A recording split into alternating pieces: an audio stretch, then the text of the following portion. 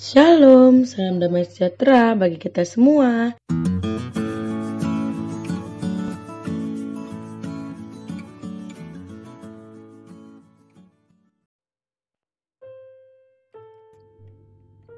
Firman Tuhan yang jadi renungan kita hari ini diambil dari Lukas 6 ayat 33. Berkata, "Sebab jikalau kamu berbuat baik kepada orang yang berbuat baik kepada kamu, apakah jasamu? Orang-orang berdosa pun berbuat demikian." Amin. Sedemikian jauh firman Tuhan. Saudara-saudari yang terkasih di dalam nama Tuhan Yesus Kristus, di suatu daerah tinggal dua keluarga yang hidup berdekatan. Tetangga yang satu bekerja sebagai pemburu, sedangkan yang lainnya sebagai petani. Keluarga petani akhir-akhir ini dibuat kesal dengan tingkah keluarga pemburu. Hal ini dikarenakan anjing pemburu yang biasa selalu ada di dalam kandang seringkali dikeluarkan sehingga menginjak-injak tanaman dari petani tersebut. Beberapa kali keluarga petani ini mencoba berbicara dengan keluarga pemburu, tetapi sepertinya keluarga pemburu tetap saja melakukan kebiasaan yang sama. Bukan hanya itu, keluarga pemburu juga kadang memasang muka acuh tak acuh ketika berpapasan dengan sang petani. Karena merasa permintaan itu tidak dihiraukan oleh pemburu, maka petani berniat untuk melaporkan hal tersebut kepada hakim yang ada di kota mereka. Hal ini bertujuan agar masalah ini segera diselesaikan secara hukum saja.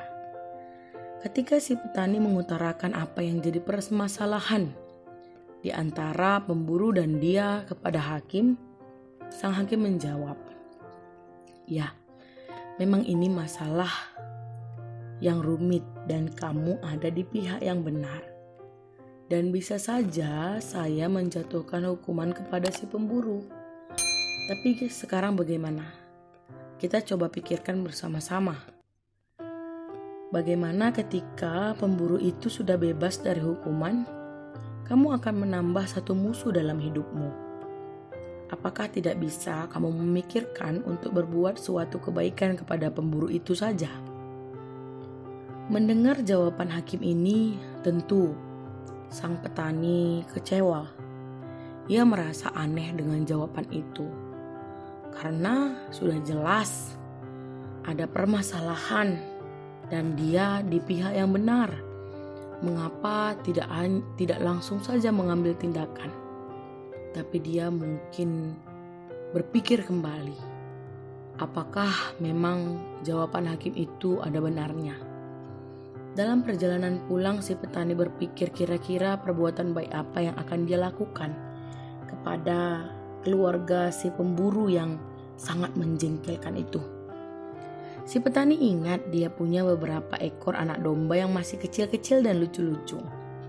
Dia berpikir, kalau anak domba ini ada seekor yang diberikannya kepada anak si pemburu yang masih kecil, tentu anak itu akan senang, pikir si petani.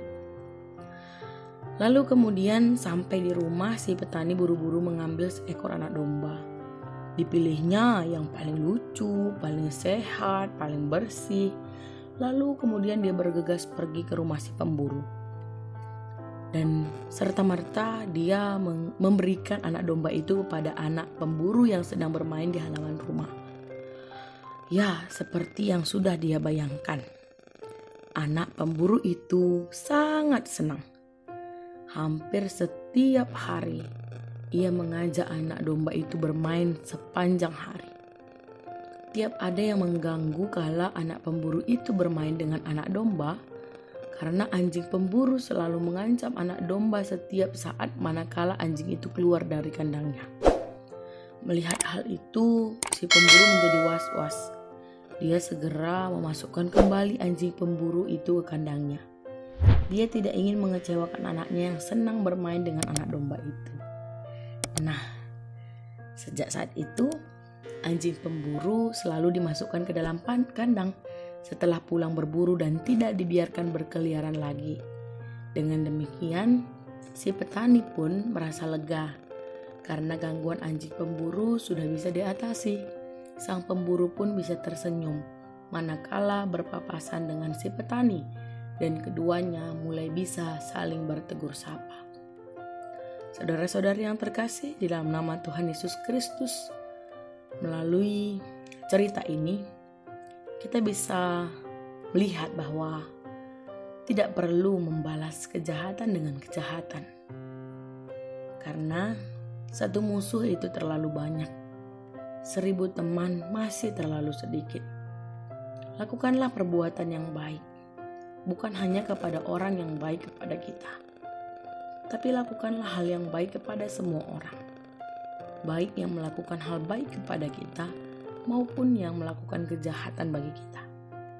Oleh sebab itu, marilah tunjukkan buah iman kita supaya kita tidak sama dengan orang-orang lain yang tidak percaya kepada Kristus. Tapi ikutilah jejak Kristus yang selalu berbuat baik kepada setiap orang. Tuhan Yesus memberkati kita semua. Amin.